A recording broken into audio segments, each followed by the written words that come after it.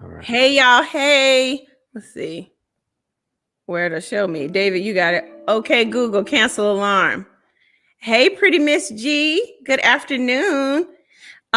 So yeah, this is the inaugural Just Being Buffie YouTube. And thank you, pretty Miss G and Brian Ponder, Esquire, and Tracy Whitehead. Dr. Purcell is our engineer today. We'd like to thank him for his service.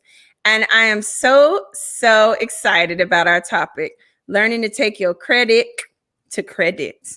And I brought in as a present to you all my absolute favorite friend from high school. We met Denzel Washington together. Remember that, Brian? Yeah. We was at the club. Uh-huh. Denzel was in the parking lot. Brian Ponder, Esquire. Brian is a trial attorney and author of 4 Steps to Better Credit. He's a consumer advocate who helps consumers with real estate foreclosure defense, credit, and debt issues. So we're going to get right on into it today, y'all, because we want to answer all of your questions.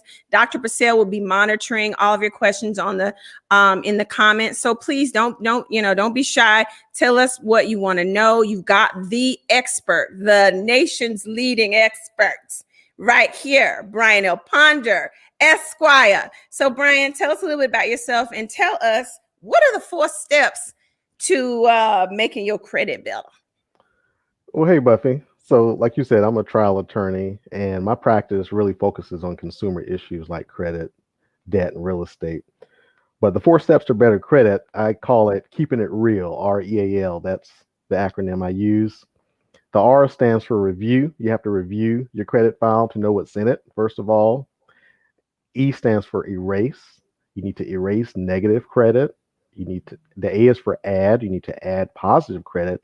And the L stands for lawyer up. A lot of people don't realize the importance of really having a lawyer jump in to help with this process. So those are the 4 steps. We can go deep into it, but in short, that's the 4 steps. I feel like the most important one is to lawyer up.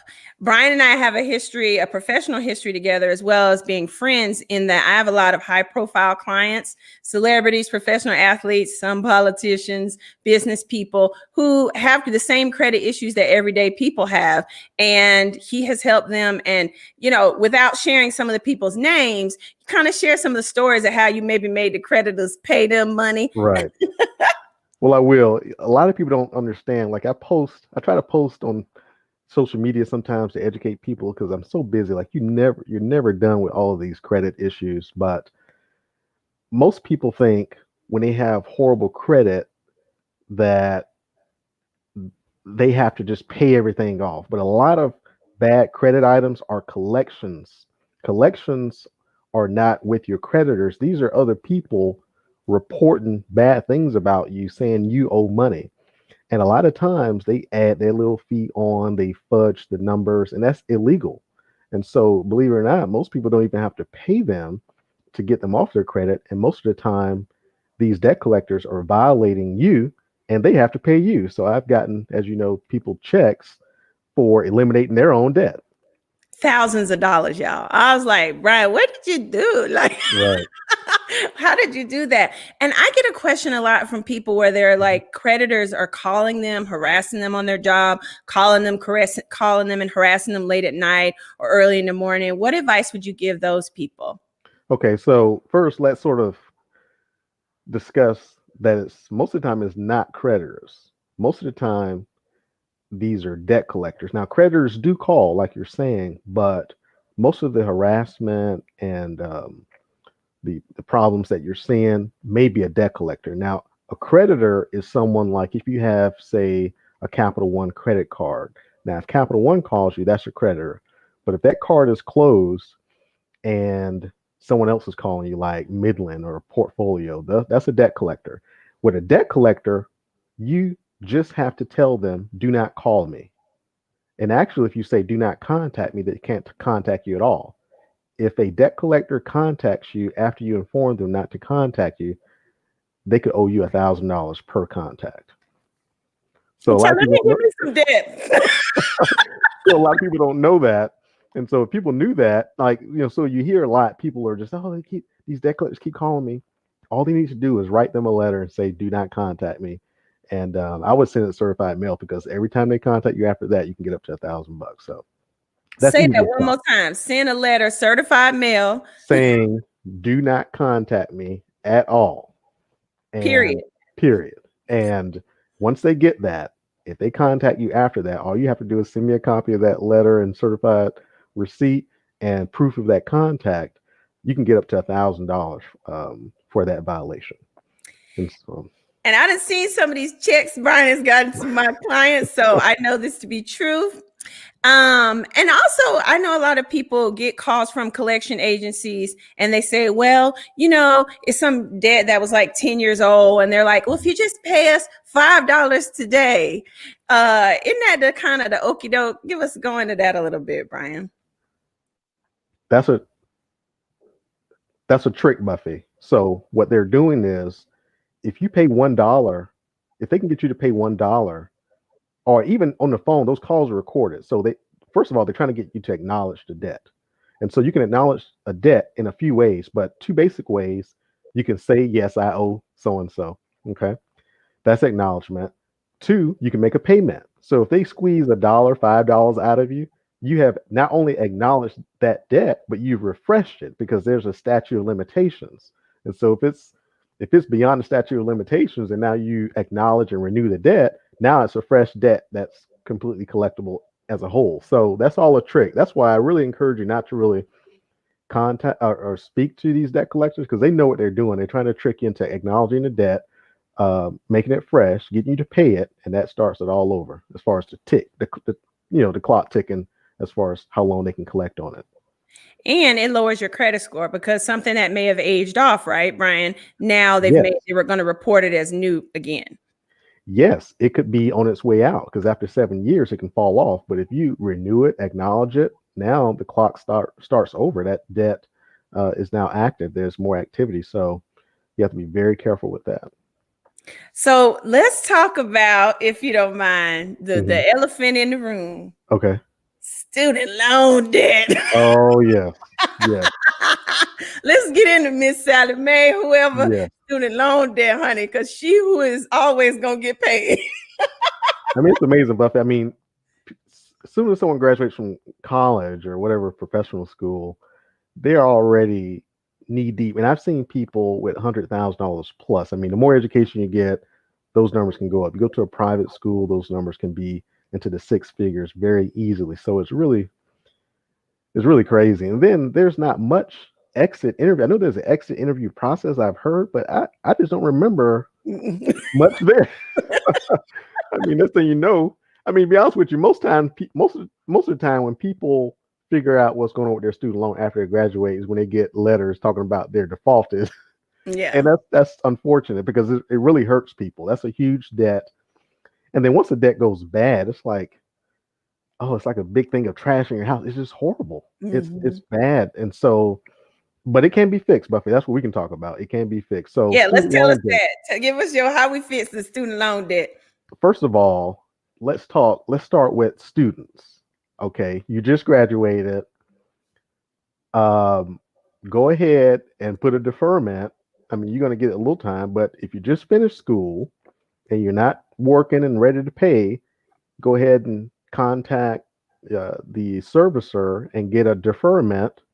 They'll defer you, and the thing is, you just don't want it to default. If you're working, some people right after college go right into their career. Go ahead and figure out who your servicer is and go ahead and set up your automatic payment. If your payment is too high, you can contact them and ask for reduced payment due to your income. Okay. So I just want those people to understand that starting out. Now, people that have Break already, down. Sorry to interrupt you. Break down what deferment means. okay, deferment means you don't have to pay now. You can pay later. So, say if after you graduate, they want you to start paying in 90 days, well, you can call them and defer up to a year. You can say, look, I'm not working yet. I need more time to sort of get my thing, everything together. You can defer up to a year. You have deferment, you have forbearance. Forbearance is where it's similar to deferment. But yeah, sometimes you can push it out a year. And then when that deferment ends, sometimes you can defer again. So you just have to ask. And with COVID-19, things may be even more flexible with respect to that. So that way you don't default. And default means when you don't pay it when it's due, it shows up as late and eventually will show up as a defaulted student loan, which is very bad. It's like good debt, like any debt that you have that hasn't been late is considered positive credit. Once it defaults, so once you're late, it becomes negative credit for 7 years. So you don't want that to default. Now, for people that have defaulted, which are a lot of people, you may have just graduated 6 months ago, or not long ago, and you get a default notice. Well, that means you've been late for a while. Because being late is one thing, but defaulted is when the student loan has been late so much that they're considering it defaulted. Now, student loans are guaranteed, so when it defaults, the original lender is paid by the government. So that's why on a credit report, you may see U.S. Department of Education, because the government will pay that lender, and now the government's collecting it through its servicers. So if you have defaulted or if you have been late, you can do what's called student loan rehabilitation. Those are the key words that you want to tell your servicer. A lot of people don't know about that. But if you're late or defaulted, if you're late, don't just catch up your payments. You need to rehabilitate that loan. With a rehabilitation program, you agree to make a certain payment, say $50 per month, for it could be 6 to 9 months. Most of the ones I'm seeing lately are about 9 months. After the ninth payment, all of your negative prior history is deleted, and it's like you never What? were late. Yep. Yes. So I don't know if it's changed, but Rehabilitation, honey. Hallelujah. Say that yeah, again. student loan rehabilitation. Now, there's a caveat to that. You can only do it once, I believe. I don't know if this has changed yet, but there's you can't just keep rehabilitating. So you want to use that wise. And once you rehabilitate, you want to, take good care of that loan and do what you're supposed to do. But you can, if you haven't done so and you've been late or defaulted, you can rehabilitate. Fantastic. Oh, yeah.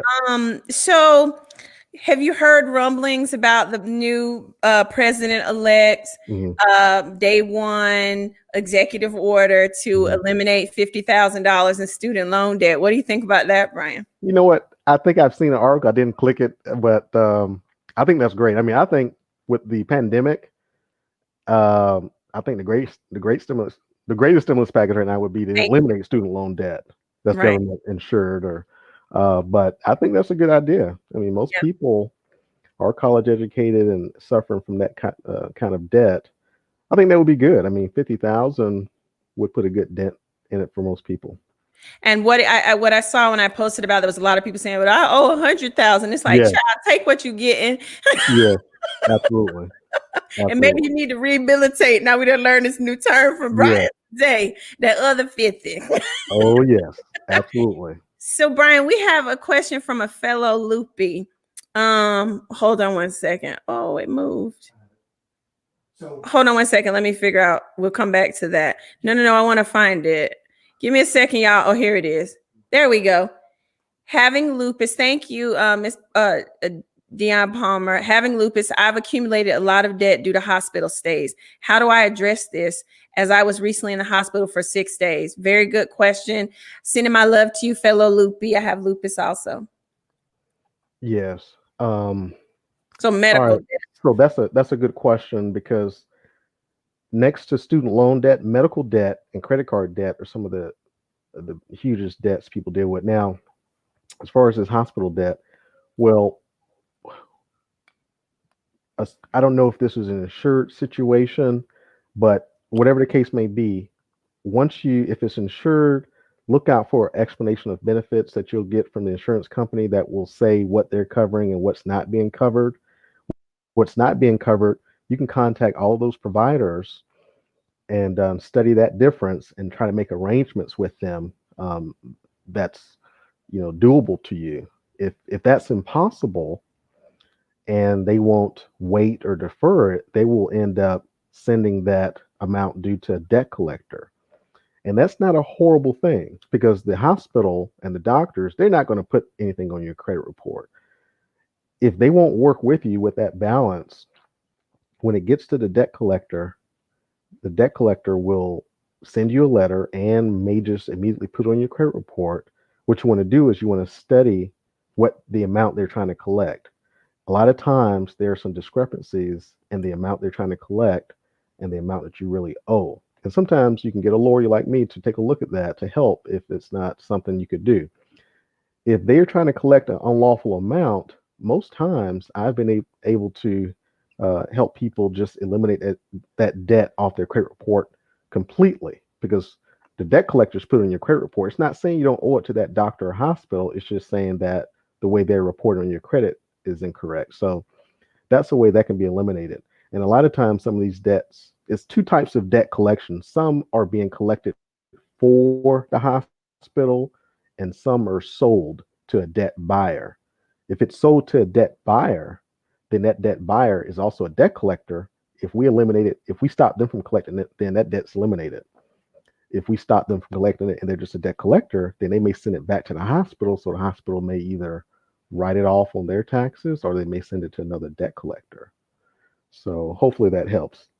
And hospitals do write off the debt all the time. It's a tax strategy, so don't feel so bad if you don't have it. That's Now, right. our engineer for today is Dr. Purcell, and he wanted to say something to me from the comments. Oh, I was just see if you told me to read it, but you found it. Oh, okay, cool beans. So, thank you for your assistance, Dr. Purcell. Thank you all about the tea. We are super excited to have you. So, forbearance, here's a question for you, Brian. Forbearance and deferment, does that affect your credit? Oh, good question. So it does not affect your credit. Just understand the loan. It'll note that it may note on the credit report that it's deferred, but it does not hurt your credit. But understand that loan will be sitting there with a balance due, so it will affect if you're buying a house.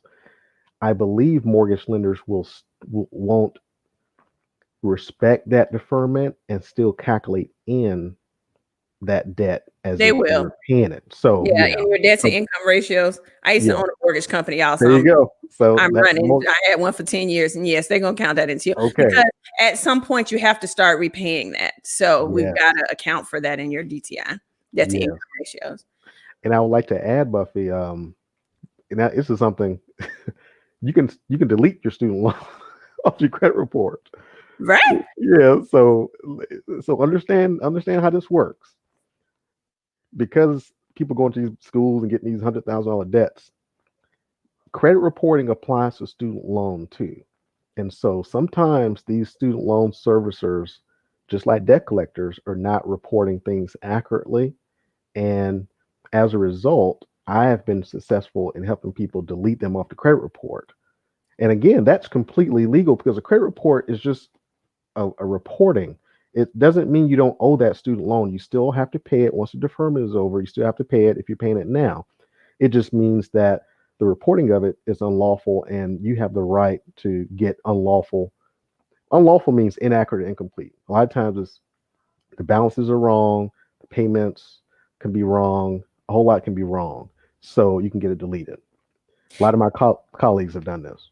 Yeah, just like back in 2008 and 2009 when the mortgage industry went in the toilet and those shady mortgage companies, I won't name them, who didn't, the people who were smart and hired attorneys like Brian, if the mortgage company couldn't find the paper from the loan, your mortgage was wiped off your credit report because they couldn't find the paper.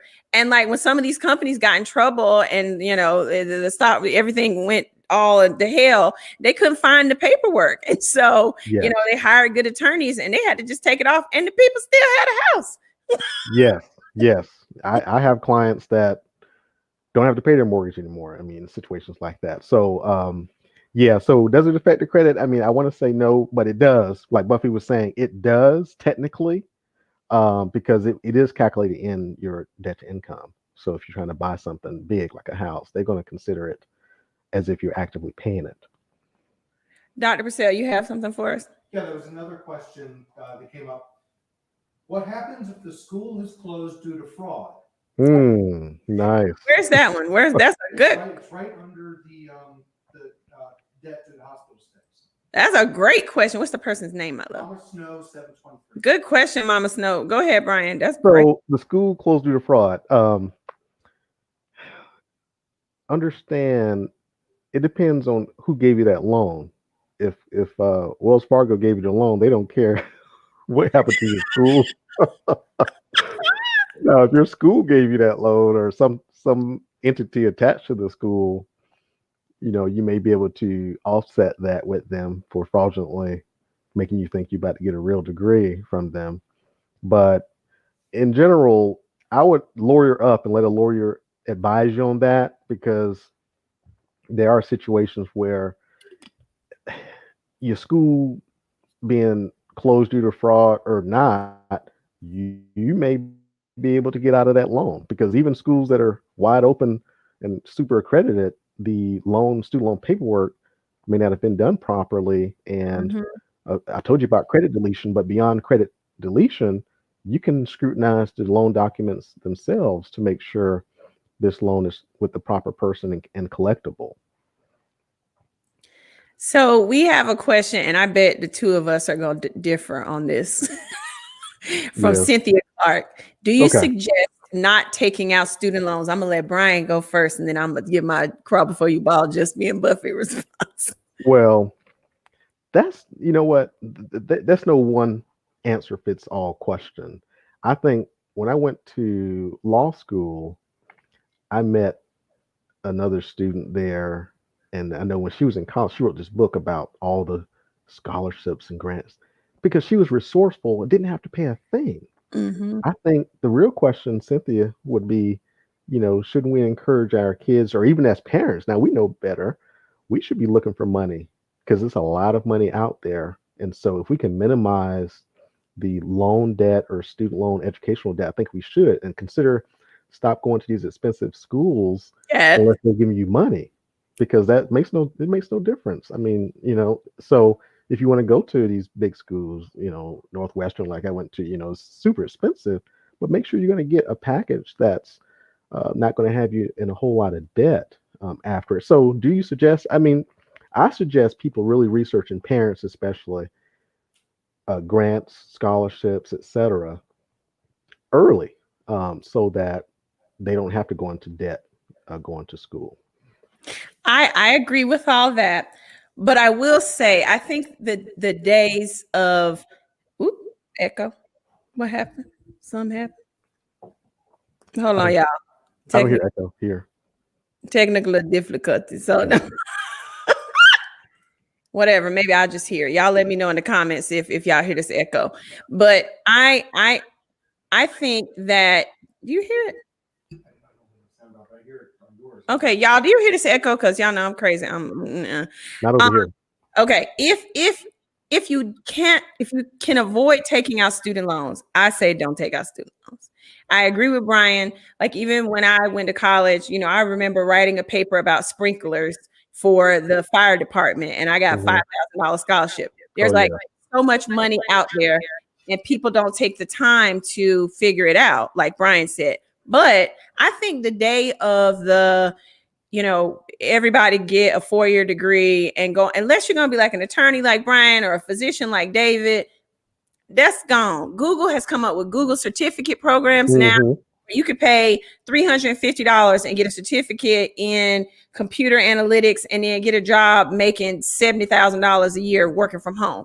Like, I just think that we got to get away with this setup of starting people out in their life with a mortgage on their back without the asset of the mortgage. You know what I mean? And so, that's for another discussion, because I can go on and on and on about that. But obviously, if you want to go to college and you are in a career that, if you have to get $100,000 in student loans, make sure you're making at least over $100,000 a year. Yeah. Don't go and get a degree in badminton and $100,000 degree, or go party and come out with no damn $100,000 in student loans because you living in a fabulous apartment and bought a car with student loans and buying clothes with student loans. I'll get off of that. But yeah. I agree, Buffy. I'm gonna get into that crawl before you ball real quick. Let's see. Yeah. Here is one. How about if your student loans are 10 years in default for 10 years? What I know what that means. Mhm. What does that mean, Brian? Okay, so yeah, so maybe like in 2010 they went into default and seen and maybe hadn't been touched since then. Well, you can still rehabilitate that loan. I would suggest that person consider. Well, first of all, if you were coming to me, I would consider first checking all the loan documents. The first letter I send out is send me all the promissory notes, this, that, and the other, and we want to sort of validate and verify this loan. Believe it or not, sometimes these servicers may not even have it. If you don't even have it, then you need to just go ahead and take this loan off her credit report and not try to collect on it until you find it. And so that would be my first step, believe it or not. But um, most people may be afraid to do that. So, you can, I sell some letters you can, do it yourself type thing. But I would really scrutinize those loan documents with a loan that old to make sure everything's still active. Because if you call in, Buffy, they're going to be happy to say, well, look, I'm going to send you some papers to sign. And just like with Yeah. mortgages, they always want you Yeah. fixing what they can't find. And so, most people, oh yeah, Mad shady, y'all. They mad shady. right. So they'll say, this is your lucky day. We can actually get you back, current. But that's because they don't have your paperwork. And lately, I have a parent who co-signed for a loan, and it defaulted and was on her credit report and her son's. Like a parent plus loan.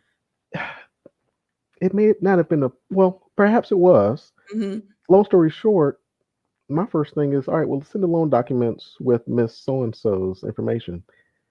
They didn't have it. They sent something, but it was all blacked out. They didn't have it. Okay. So a lot of times they don't have stuff. So you have to be real, first do some research and investigation work before you enter into some agreement. So always, before signing anything, be sure the underlying thing is really yours, legit, because you may have some leverage that you don't know about. But the leverage is gone once you sign off on the stuff. Yeah. What are the best tips for rebuilding credit after a bankruptcy? That's a very good question. Mm-hmm. Good question, Saint. So you really want to consider the 4 steps because because the first thing you want to do is look at your credit, because you're rebuilding credit after bankruptcy for a couple reasons. Because in your bankruptcy, a lot of the things are discharged, meaning you don't have to pay it. They're no longer debts of yours. But what pops up is also a public record showing that you filed bankruptcy. So when people see that during a certain time period, it may affect you in some of your endeavors. And that can be deleted, Buffy, believe it or not. The whole bankruptcy filing, yeah, because that's a public record. Most bankruptcies, I would say, I don't want to say all, but most of them, just 99.9%, are listed inaccurately on the credit report. The more you know. Yeah. The more you know. So what you want to do is delete that off the credit report.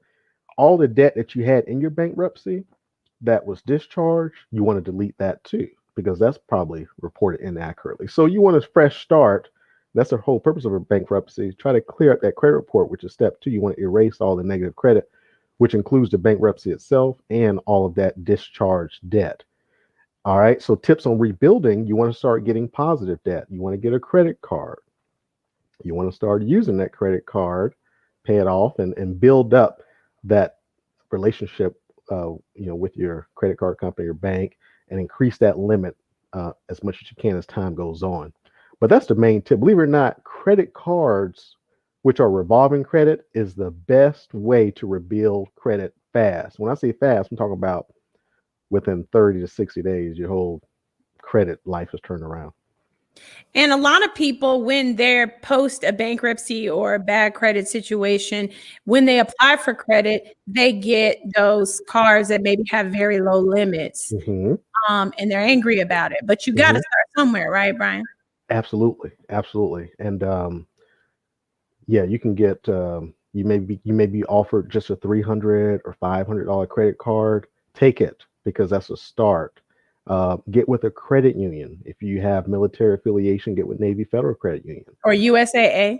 a USAA. Okay, um, get that, because when they start you off, and it may be a secured credit card.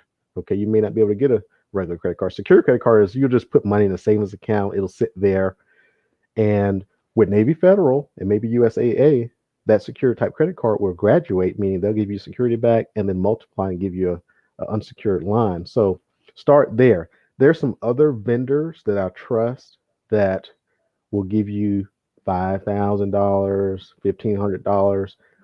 These are merchant accounts, but they're revolving credit. So they show up just like a regular credit card. And so these are some credit accounts you can get to beef up your credit. So it looks like you're managing $14,000 in credit, but in fact, you just have, a small credit card and access, to these revolving lines. So that's the best way I would do it after bankruptcy. That's really smart. Get a few cars, and then they see that you're utilizing $14,000 of credit, but paying it off. And so I recently posted about this. Nobody hears the echo but me, so we just gonna keep on. But I recently posted about using your credit card versus using your debit card, because debit cards are the bane of my existence, and they were a blessing to the banking industry, but to me, evil for consumers. So use your credit card because you can pimp points from them. They'll protect you if there's some fraud. Whereas your bank gonna say for 90 days, we're gonna have to investigate, and they're gonna hold your coins. Whereas the credit card company will be like, okay, it ain't no thing, and it'll come off.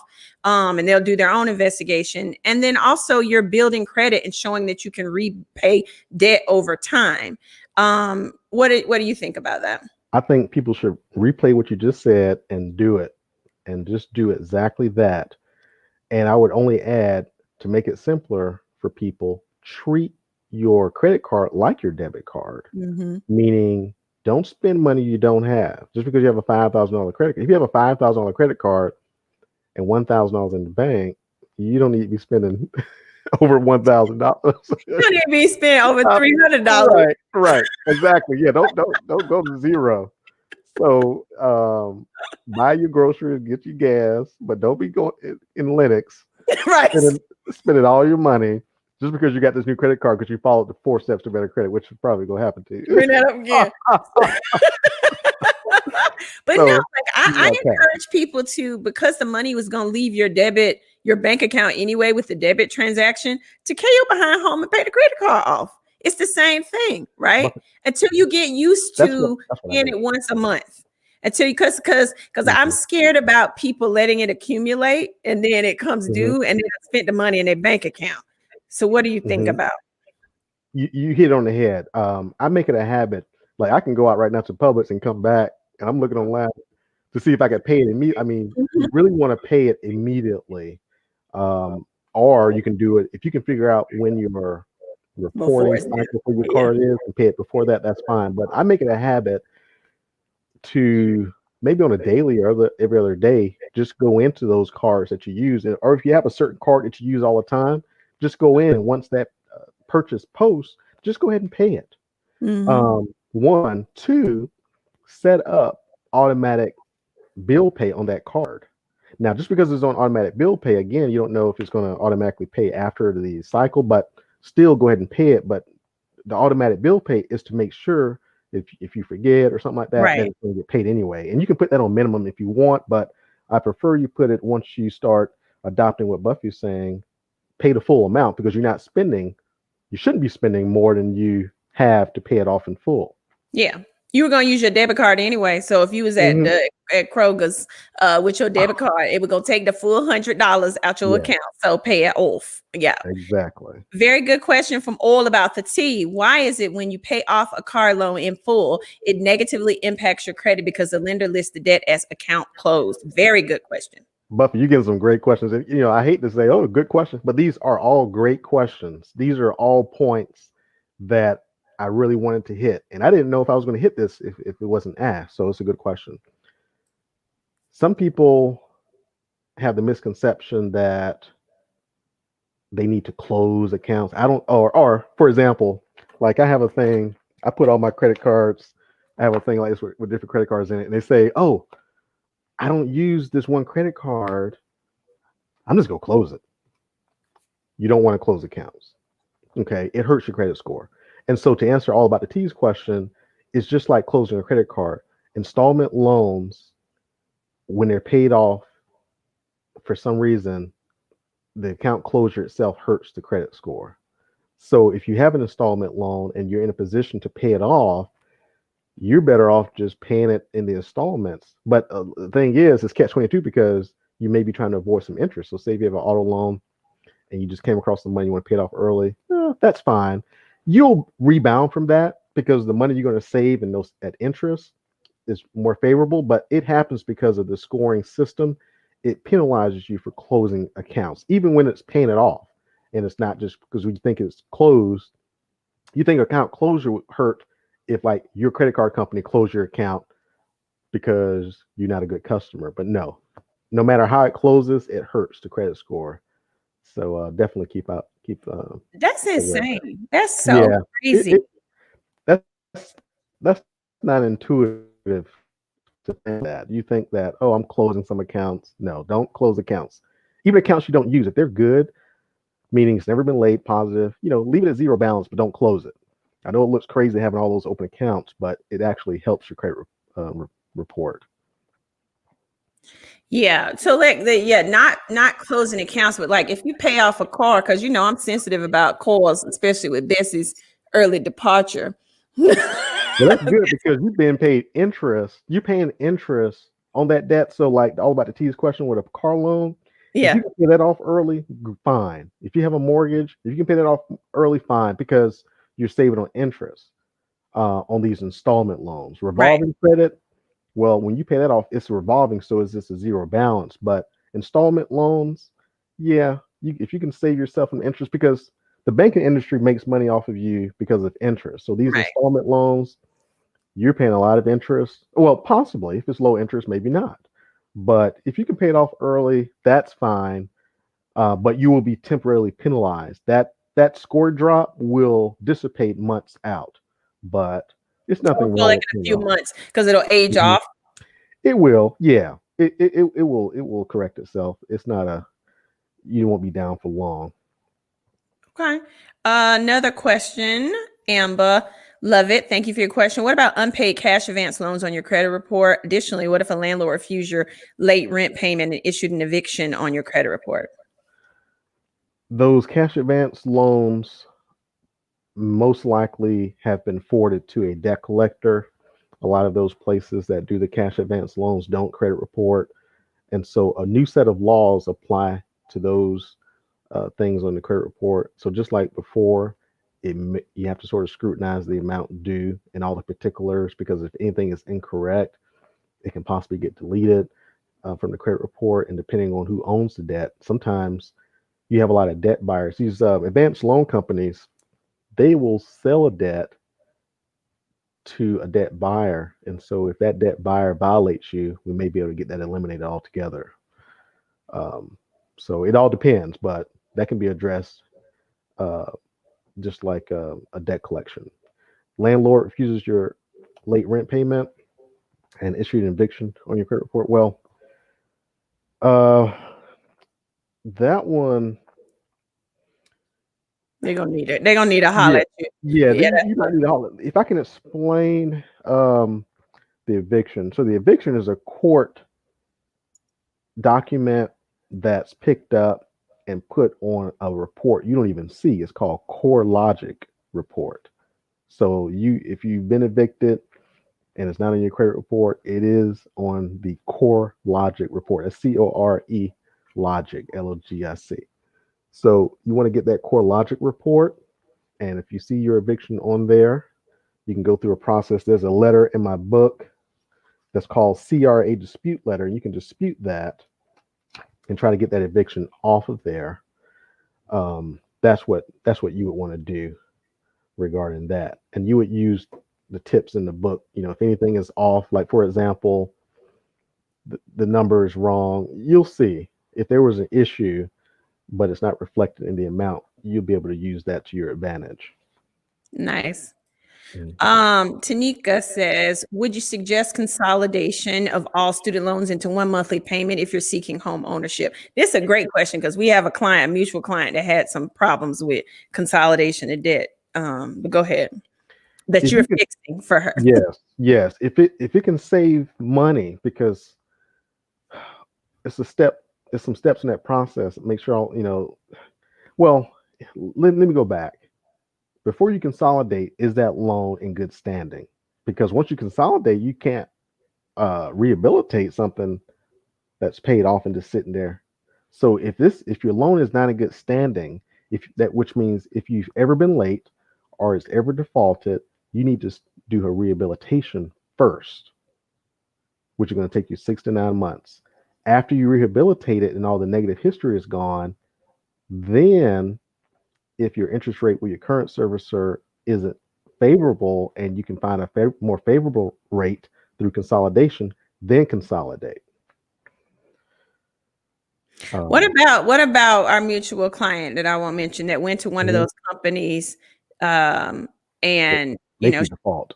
Yeah, they make you default. Go through that because a lot of people are affected by that. I don't know exactly what that's called. Those are debt relief companies, which are sometimes scamming people or are leading people down a bad road. They will take a person who may have been late once or maybe not late yet and are trying to take advantage or trying to get back on their feet, and they will tell them to default on things as a negotiation tool with those creditors. And it's just the most horrible thing that a person can do. And so if you suffer from that, you should consider talking to a consumer lawyer, because that's negligent of them.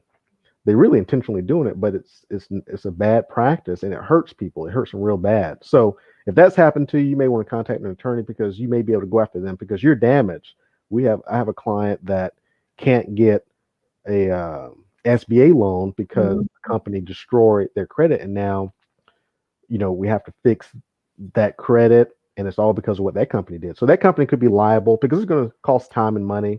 You're going to be damaged, and so we may be able to get you may be able to get that person to compensate you for that loss, because we're talking about hundreds of thousands of dollars. Sometimes if you're a business owner, it could be hundreds of thousands of dollars that you lost out on. It's called loss of credit opportunity. That's a a claim you could damage you can seek. Here's a question I love. Thank you, Cynthia Clark. Should I get a credit card and add my daughter on the card to build her credit? Only if you want her to graduate high school with a high credit score. Yes! Start them babies early. Hey, and that's payments. awesome. Yeah. If you want your daughter to graduate with credit better than yours, do that. No, that's actually a great practice, Buffie. And I'm telling you, people have some great questions, because we're not taught this in school, because we all know the bankers run everything, right? Mm-hmm. I mean, if we teach everybody how to be perfect credit, it's not going to be a lot of interest paid. Okay, the banks make money just like people who make less than $400,000 maybe pay more taxes than Donald Trump. Okay, so also people who are not educated on credit, who have bad credit scores, pays more in interest payments than Buffy or I, right? Yeah. So because they carry balance, and so this is something that you should definitely do, because it will build your child's credit, and by the time they graduate college and get a regular job, they can buy anything under the sun. House, there's no co-signing. Mm-hmm. So that's a great question. Yeah, you're setting them up for success. And that's how, because a percentage of how your credit score is derived is from length of time of having credit, right, Brian? And so a lot of people wait until college, and you late by then. Yes. I had we had a video that went viral where people were, being shady and saying the reason I was with David was for credit. And he was like, nah, her scores were better than mine. And he had pretty darn good credit, but I had high credit because I started when I was 18. I bought my first house when I was 19 years old. That's amazing. Get started early.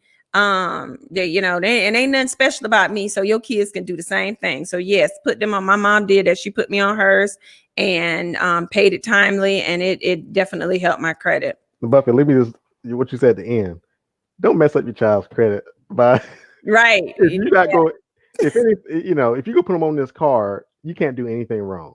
Nothing. Don't put the lights. I mean, there's a bad side to it too. People putting stuff in their kids' name. Power bill in their kids' Right. Next thing you know, the kid has jacked up credit. So if you do this, you're gonna have to set auto payment, never be late, all that. Okay. So it's very important if you're gonna do that. Now, while we're on the subject, some people were put on someone else's credit and life happens, right? So those people, you may have to delete that situation. So it's it's a process, but it's a good thing. It's a process. How to restore credit in your 40s. Mm-hmm. Well, what does that mean? Get your book. 4 Steps to Better Credit by Brian L. Ponder, Esquire. Let's go back through it. In your 40s, you want to review your credit report. You need to get all the credit reports. You need to look for anything that's derogatory and bad. Let me take the opportunity, Buffy, to tell people what's bad because they may not understand what that is. We talked about collections, late payments. Believe it or not, old addresses are bad because I learned this through experience. And by the way, if you want to review your credit report and understand how it goes up and down, you can get an account with a company called MyFICO because the FICO company is the person that has the secret algorithm to calculate your score. So if you get love MyFICO. Yes. And I lock and freeze all my credit bureaus, so ain't nobody trying me. Right. That's right. So if the wind blows a certain way, Buffy, you can tell MyFICO would tell you if your score went up or down and why. Specifically why, because everybody wants to know, why did my score go down? Well, MyFICO would tell you. So if you're in your 40s, I would get that. You want derogatory credit, old addresses. You just want one current address on your credit report. The old addresses, the reason it's bad because what if someone tries to get a credit card, your old address, where you were, checking the mailbox where you were, you don't want that to ever happen. So not only does it hurt your score, it just sort of decreases the risk of fraud. Imagine someone still doing transactions and checking your old mailbox, getting credit cards. Yeah. You don't want that. They used to mail stuff with our full credit card, and not credit card, but social security numbers on stuff. The IRS was horrible about that for years. That's right. Yeah, no, you're right. Someone says lock and freeze. Yes, let's get into that. So I don't care and I'll be quiet and let the expert speak in a minute. No, you're expert, Buffy, on this. I was going to tell you the Just Being Buffie motto. I don't care if you got no credit, bad credit, jack credit, perfect credit, excellent credit, good credit. Lock and freeze. Lock and freeze for your credit bureaus. And if you're going to try to get something, you can get your phone, go on your MyFICO app and go unlock. Exactly. And then lock that mug back. Go into what that means. Buffy, what's coming up, Buffy? Black Friday. And then y'all better not be shopping because you're going to be in the dark, black dark. The power bill and the lights going to be off by Monday. What's after Black Friday? Christmas. What does that mean? People scamming. They will steal your identity. Anyway, when you freeze your credit report, it stops people from getting accounts in your name. And before you do something with your credit, just simply go to the reporting agency and unfreeze it. So that's what a lock or a freeze is. That's really a lot. A freeze typically can also include you telling certain companies not to share information about you. So you can tell LexisNexis not to share information about you. So it's sort of the same thing. But freeze more so talks about reporting agencies sharing information to other reporting agencies about you too. But get MyFICO. That was a really good tip because you can run score simulators and it'll say if you pay this much on this card or if you were to pay your car off, it'll tell you what your score around about what your score would be. And I love it. And they have Credit Boost where they'll include like utility payments and things like that to help boost your credit score. Hold on. Now, Buffy, I'm not. I've looked at. You talking about Experian Boost? Yeah. What do you think about that? I'm still in the process of evaluating that. The first issue I have with that is you're giving Experian access to your banking information. So you have to give them your bank information now. Yeah, they Okay. actually go into, I believe, and I'm still researching it, but you have to give up some information. That's why it's free. Nothing's free. Understand? you they get your information and Millions and millions of dollars. making billions of dollars Yes. off of you. So I'm not going to push, but that boost I'm sure does work. But you're selling them your information for free. Yeah, and I'm being a mortgage broker saying use that. Oh yes, I understand. Pump But it up. yeah, but no, listen to Brian. But talk about that because a lot of people don't understand the business of selling our information. Like people Right. use turbo crap and they say, Yeah. oh, it's free. But you think about it, you're giving Mhm. this app, this tech company, all your info, how much you make, how many kids you have, your social security numbers for everybody in the family, if you have a mortgage, everything. And that's why that software is free because they are then selling that data to whomever. And that's why you're getting these target things saying, oh, you're expecting a baby or you just had a baby because they saw your tax return that you just had little Oh, Millie. yeah, that's Or right. that you bought a breast pump and deducted it on your schedule A. Oh So wow, yeah. that's right. Yeah, people just need to understand that their data, their information is a commodity. It's being sold. People are making money off of you. That's why I say debt collectors may owe you. Understand that with your information and data, you shouldn't be broke because the worse your credit is, the more money you're probably sitting on as far as violations. But Yeah. these consumer reporting agencies, they're collecting and selling your information. So don't look at them as they need to do you a favor. I'm sorry, you need to do them a favor. They owe you. Okay, so you have a right to manipulate and have the report about you look how you want it to look because they're making billions off of you. So take no reservation about getting things changed, deleted, updated. That's the least they could do for you. They need to cut you a check every day. Correct for all that. This is Mhm. a good question. Is my FICO better than Credit Karma? Oh yeah, your folk has a real question. So my Mhm. FICO is better than Credit Karma because it gives you a real credit score. Okay, Credit Karma gives you a score, but that's a Vantage score. That's not a score anyone uses. So when mortgage companies like Buffy used to have, they don't use your Credit Karma score. So Sure don't. We using this FICO, honey. right, you can pull that app out all you want, but I have a 749 on Credit Karma. They see my credit score with 100 points. No, baby. People So are asking, how do you remove your old address from your credit report? okay, so there's a letter that you want to send. Let me see what page is on. We need to show the book again. The 4 steps to Here's the better book. credit. This the letter you want is in the book. It's on page 33, and so it's a little template. And so you would write them and tell them that it's inaccurate. And here's some key words you want to use. Something needs to be either inaccurate or incomplete for it to be removed. So the old address is inaccurate because you don't live there. This is your only address, and also that address makes you susceptible to fraud. And so that's how you do it. You write a letter saying that, and tell them to delete it. That's the key word. Tell them it's inaccurate, and tell them to delete it. Someone is saying, don't do it because my FICO costs $30 a month. Now I'm frugal, but I'm Oh gonna say wow. this. But I'm gonna say this. Your credit is very important, right? And we have to get used to paying for professional services that actually work and protect us. And this is one that I would say is worth paying for because Hmm. you can lock your credit. You can go and check your report. Like Brian said, I get an alert if the wind blows on my Hmm. credit report. Hmm. If somebody deigned to even dare try to pull it, I get an alert. Mm-hmm. It, you know, tells me things I can do to better my score. It tells me, you know, where I am to the minute. And so I think if it's within your budget, if it's not, then no, it's not. But if it's within your budget, this is one I got to say, I think it's very important. I have everybody in my family and they're not paying me, and they should be, my FICO. Yes. Because I'm basically doing an ad for them. But it's some stuff we need to pay for. Some stuff we need to pay for. You need to get your affiliate. I'm gonna send you an affiliate situation for them. But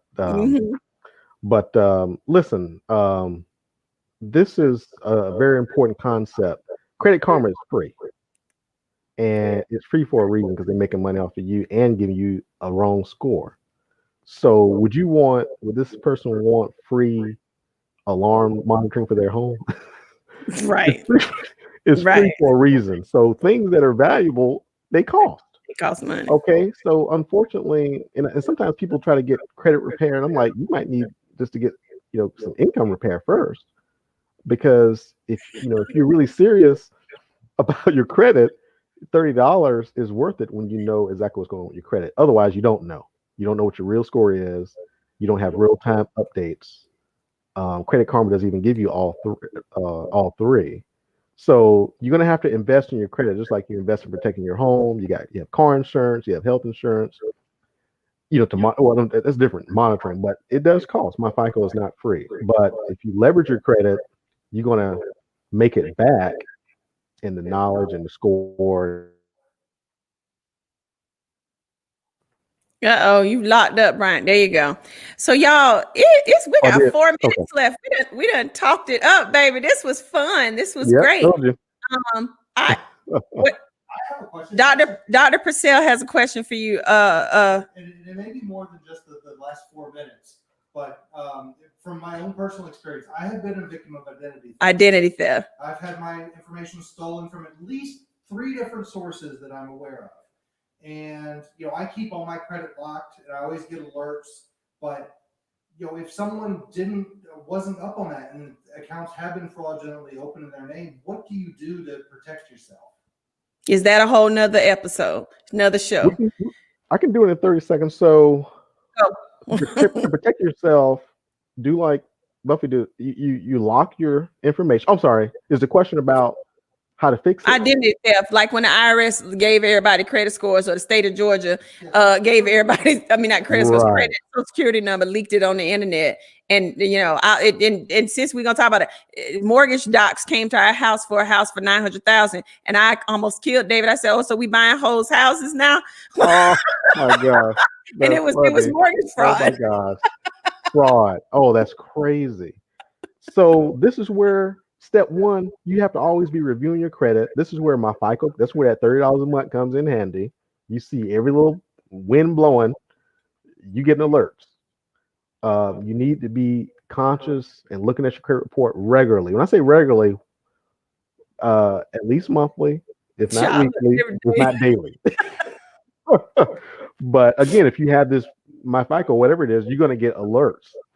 But if you suffered from this type of identity theft, which is very common, I've had it, I'll say once a year, it probably happens to me with people buying stuff online. Because if you ever use your credit card online, it's going into the dark web. These sites are not, they're protected, but hackers, they work hard. Compromise. That's why you never want to use your debit card, because they want to clear your bank account. If they want to do a couple of transactions on your credit card, most of the time credit card companies call me. I think it's happened recently. Even when I buy stuff, I started buying some car parts and like, hey, what you doing? Well, because I don't usually do that. Right. But yeah, so you want to just monitor, you want to freeze.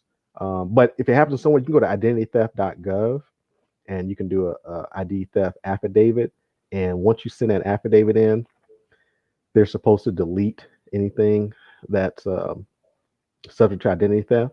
Now, Buffy, the bad thing is about that, it's like 4 things you have to legally say in that letter for it to be effective. And if you miss one thing, they'll treat it like a regular dispute. So it is sort of another episode. Lawyer up with that. Yeah, you have to. You may have to lawyer. I may do an episode about that, because it happens all the time. Yeah. With the holidays coming, your identity is going to get stolen. So yeah, we'll come back and talk about credit fraud. I want to thank Brian Ponda, Esquire. This was so much fun. You're welcome. I would love to thank our engineer, Dr. David Purcell. I'm glad I don't have to pay his hourly rate today. Brian, tell us how we can find you and how we can get the book 4 Steps to Better Credit. Well, you can just go to my website, brianponder.com, BrianPonder. On there, you can click and get the book. And also definitely follow my social media, which will be on the right side of the website. I'm on YouTube, Facebook, Instagram. Follow me. And I'll try to, create content and tips. But don't hesitate. You can also actually schedule a call with me. And I think Buffie may be choosing one of you all. Yes. Well, more than just a free book, just more than a free book. So everybody subscribe. Subscribe on Brian's. We would like you to like and comment like you've been doing. Thank you. And we'd like you to share your thoughts on this post on your other social media and tag us. And I'm going to see, Brian and I are going to look and see for the next day or so who shouted us out the most. Brian, show us the book again while I'm ending. And I am going to pay for one person to have a consultation and get take their credik from Credik with Brian Ponda. And the fee for that is how much money, Brian? Well, how long are we talking? 30 minutes? No. Oh. No, I'm gonna do what we do. I'm gonna pay the full one. Oh yeah. Well, Bubba's gonna take care of it, but a consultation, 30 minutes would be $200. But but I'm gonna pay the $1,500 one. So some lucky person is gonna get Brian to look over all your stuff and help. And that's my gift to you guys. I love to give things away. I call myself Mother Oprah, honey. You get a credit. Oprah. You can get credit, right? Yes, I'm gonna hook somebody up. Brian's gonna give a book away, but I'm gonna hook somebody up with changing their life, changing their credit to credit. Okay, so shout us out. Holla at everybody, tell them y'all missed it today. That's on y'all. We appreciate the 114 people that did come through. Give me a day or so in my team and we're gonna hook y'all all the way up. But go to brianponder.com. If you want to holler at me, it's buffypurcell.com or justbeingBuffie.com. And y'all stay loving these folk posting. I'm cute and trying to sell you some stuff. Let's get these gems for free. We appreciate you, Brian. Thank you so much today. This was fun. Thank you. All right, love all y'all smooches. I'm about to go eat me something. I'm hungry.